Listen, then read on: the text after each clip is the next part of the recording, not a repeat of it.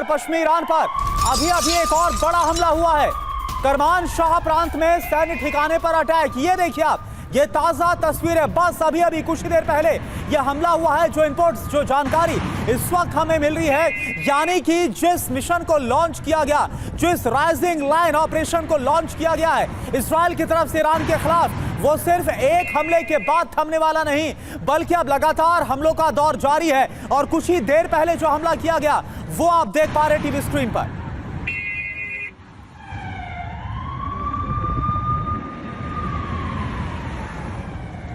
जिस तरीके से फिलहाल इन हमलों को अंजाम दिया जा रहा है और जैसे टारगेट किया जा रहा है, इसको लेकर अब चर्चा के लिए मेरे साथ दो खास मेहमान भी स्टूडियो में हमें ज्वाइन कर चुके हैं। और विदेश मामलों के जानकार संजय भारद्वाज सर इस वक्त मेरे साथ स्टूडियो में मौजूद हैं। और इस बीच आपको बता दूं, lieutenant general retired Sanjay Kulkarni sir defence analysis के तौर पर इस वक्त हमारे साथ हैं। सबसे पहला सवाल संजय कुलकर्णी सर आपसे, क्योंकि जिस तरीके से इस ऑपरेशन को अंजाम दिया गया है उसे अचीव करते हुए ही ये खबर सामने है, टॉप लीडरशिप तबाह। न्यूक्लियर मिशन में जुटे साइंटिस्ट टारगेट पर थे, उन्हें खत्म कर दिया गया है। अब इजराइल बहुत हद तक कहें कि ऑपरेशन के इसी पहले फेज में अपने टारगेट को अचीव कर चुका है। धन्यवाद सुरभि।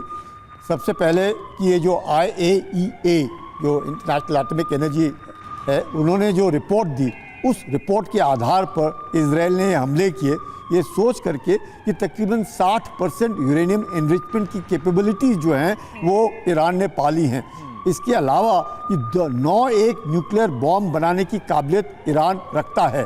और तीसरी बड़ी बात कि जो इनका न्यूक्लियर प्रोलिफरेशन ट्रीटी के जिसके ईरान ने दस्तखत किया है और IAEA जो उनका इंस्पेक्शन करता है, कहीं ना कहीं पर ईरान ने उसका उल्लंघन किया है। तो ये जब तीनों चीज़ें सामने आ गई इजराइल के, और इजराइल ऑफ कोर्स लगातार अगर हम देखें 1979 से, जब से इस तरह की पहले खामेनी अब खोमेनी जिस तरीके से इनकी सरकारें रेवोल्यूशनरी आ रही हैं ईरान के अंदर, उनका मकसद एक ही था कि इजराइल का अस्तित्व ख़त्म करना। और इस बात को जब इजराइल जानता था कि इजराइल का अस्तित्व ख़त्म करने में किस प्रकार से ईरान ने हमास, किस प्रकार से हूदी, किस प्रकार से हिजबुल्लाह की मदद करके कार्रवाई कर रहे थे, और ये जो ऑपरेशन लॉन्च किया है, मैं मानता हूं कि बहुत ज़बरदस्त, क्योंकि ईरान कितना भी कहे, उसके न्यूक्लियर साइंटिस्ट मारे गए, उनके जनरल्स मारे गए, उनके जो बिल्कुल। और सर सवाल ये होगा, सवाल ये भी इसके बाद होगा कि इसका अब जो कहा गया है कि सर्वनाश होगा, इजराइल को अंजाम भुगतना होगा, क्या वाकई में इस स्थिति में है ईरान?